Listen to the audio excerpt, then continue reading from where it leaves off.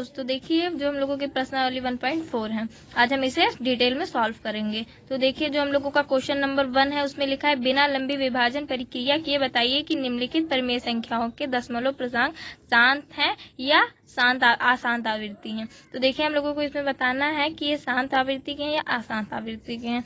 तो हम लोग इसका जो क्वेश्चन नंबर 1 है उसे स्टार्ट करते हैं। जैसे जैसे हम क्वेश्चंस करते जाएंगे आपके डाउट्स क्लियर होते जाएंगे।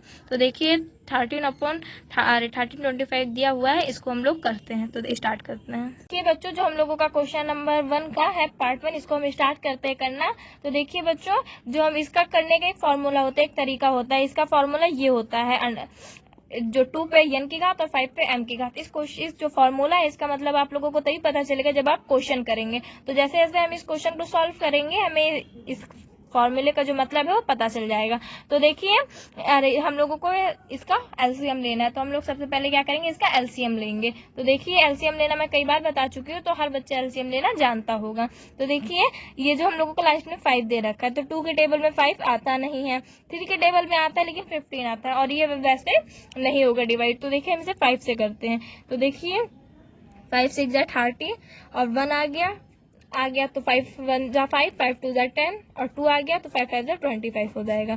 फिर हम लोग इसे 5 से डिवाइड करेंगे तो 5 1 जा 5, फिर 1 आ जाएगा यहाँ पे, 5 2 जा 10 और 2 आ जाएगा, 5 5 जा 25। फिर 5 से करेंगे तो देखिए 5 2 जा 10, 2 आ गया, 5 5 जा 25, 5 1 जा 5 5 जा 25 और 5 1 जा 5। तो देखिए इसमें 5 कितनी बार आया बच्चों, इसमें 5 बार आया है। तो देखिए हम लोगों को यही बताना है, यही हम लोगों का फॉर्मूला में दिया हुआ है। अगर 5 पे कोई घात है और तो हम लोगों का ये क्वेश्चन सही है, और अगर 2 पे कोई घात है तो अगर यहाँ पे 4 से ये सारा डिवाइड हो गया होता तो ये हम लोगों का अशांत आवृत्ति का होता, लेकिन इसमें 5 आया इसलिए हम लोगों का दशमलव शांत है। तो हम लोग लिखेंगे √3 शांत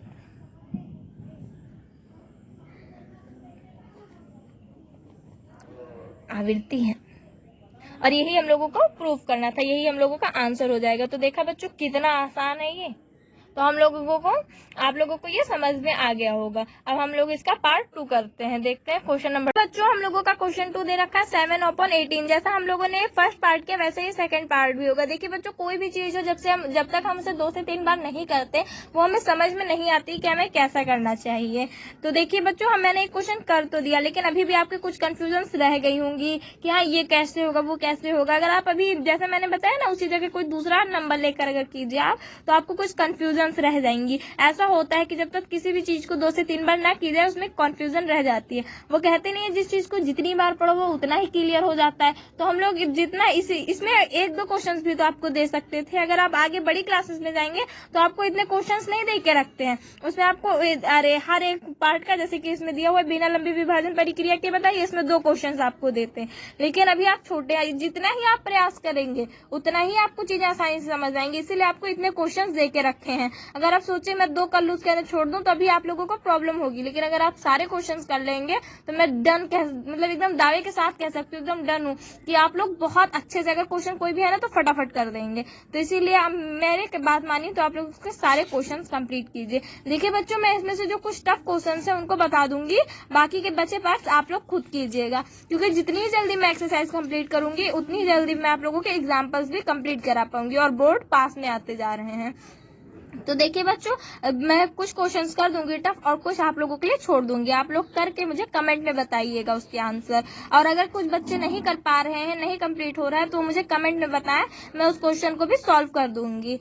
तो मैं क्वेश्चन नंबर जो 2 है उसे करती हूँ, तो अभी आप देखिए बच्चों हम देखते हैं क्वेश्चन हम लोगों का शांत आवृत्ति का है अशांत आवृत्ति का। तो इसको देखने के लिए हम लोगों को क्या करना पड़ेगा, इसकी हम लोगों का एलसीएम लेना पड़ेगा। तो हम लोग सबसे पहले क्या करेंगे, हम लोग सबसे पहले 8 का एलसीएम लेंगे। तो हम लोग 8 का एलसीएम लेते हैं और देखते हैं ये एक शांत आवृत्ति का है, शांत दशमलव है या नहीं है। तो देखिए सबसे पहले 8 का एलसीएम लेते हैं, तो 8 2 के टेबल से बहुत अच्छे से कट जाएगा, सारे बच्चे जानते होंगे। तो देखिए 2 4 जा 8, 2 2 जा 4 और 2 1 जा 2 आ जाएगा हम लोगों का।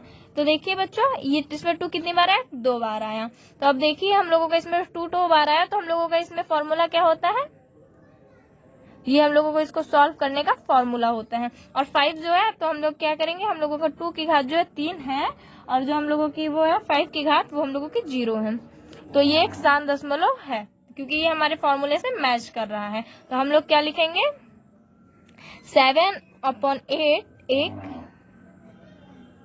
शांत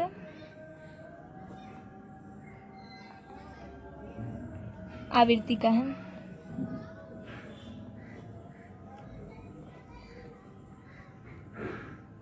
तो देखिए बच्चों, हमें ये भी पता चला गया कि ये भी एक शांत आवृत्ति का है।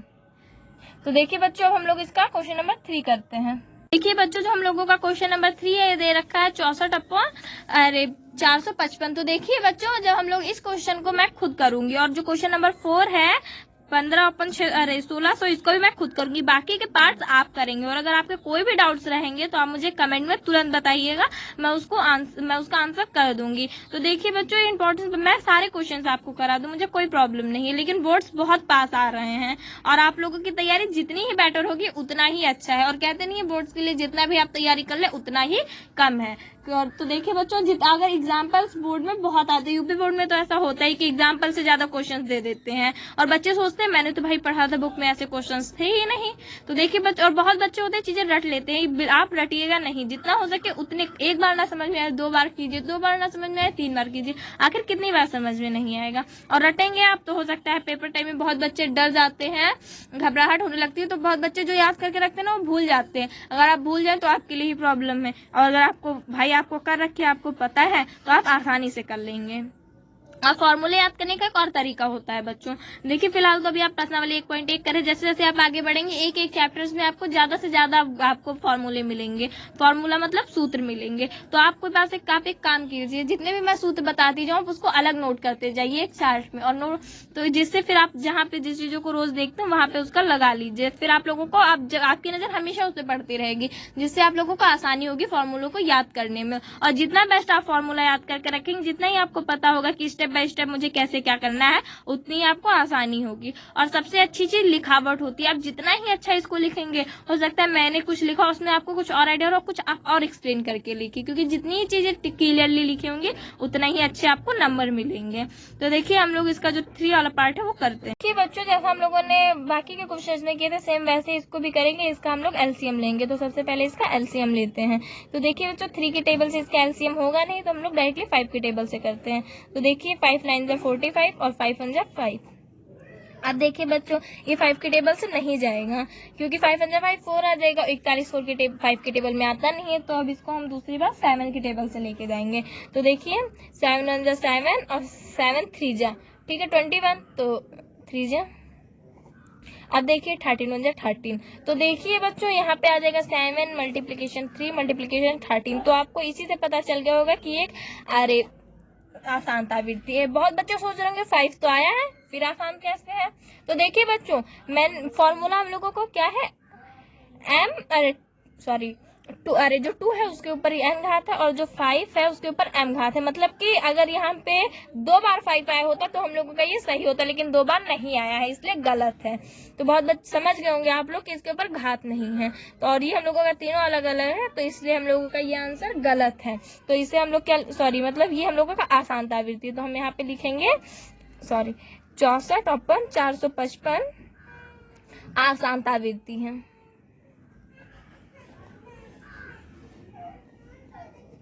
तो अब बच्चे आप लोग ये भी समझ गए होंगे कि शांत आवृत्ति आसान आवृत्ति क्या होती है, और अब आप लोग शायद फॉर्मूले को भी बहुत अच्छे से समझ गए होंगे। तो अब हम लोग क्वेश्चन नंबर 4 करते हैं। तो जो हम लोगों का पार्ट 4 इसमें दे रखा है 15/600, तो ये भी बिल्कुल वैसे ही है। तो हम करते हैं और देखते हैं ये दशमलव शांत है या आसान। तो हम स्टार्ट करते हैं। देखिए क्वेश्चन नंबर 4। देखिए बच्चों, अब हम 1600 का एलसीएम लेंगे। तो हम स्टार्ट करते हैं। देखिए तो ये 2 की टेबल से डिवाइड हो जाएगा, तो सबसे पहले हम 2 की टेबल से करके देखते हैं। तो 2 8 जा 16, और ये 0 0 हम ऐसे ही कर लेंगे। फिर देखिए 2 4 जा 8, फिर 0 0 ऐसे ही नीचे कर लेंगे। फिर देखिए 2 2 जा, फिर 0 0 ऐसे ही कर लेंगे, और 2 1 जा, फिर 0 ऐसे ही नीचे ले आएंगे। अब देखिए 2 5 जा 10, और 0 ऐसे ही आ जाएगा। अब ये 2 से डिवाइड हो सकता है, तो अभी हम इसे और 2 से डिवाइड करेंगे। देखिए 2 2 जा 4, 1 आ जाएगा, 2 5 जा 10। अब देखिए 5 1 जा 5 5 जा 25, और 5 1 जा 5। तो देखिए बच्चों, हम लोग देखते हैं ऐसे बच्चों 2 जो है हम लोगों का 6 बार आया है, और 5 2 बार आया है। तो जो हम लोगों का फॉर्मूला होता है 2 के ऊपर n घात और 5 के ऊपर m। इससे इसके अकॉर्डिंग हम लोगों को पहले से ही पता चल गया कि ये एक शांत आवृत्ति का है। तो हम लोग कैसे लिखेंगे, 15/1601 शांत आवृत्ति है, और यही हम लोगों का आंसर हो जाएगा। तो देखिए बच्चों, मैंने 4 क्वेश्चन कर दिए हैं पार्ट्स आप लोगों के, बाकी के बच्चे आप लोगों को करने हैं। और अगर आपको कोई भी कंफ्यूजन है, कोई भी डाउट्स आपके रह गए हैं, तो आप मुझे कमेंट में बताइए। कुछ क्वेश्चन अगर आप नहीं कर पा रहे हैं तो उससे भी मुझे कमेंट में बताइए, मैं वो सॉल्व कर दूंगी।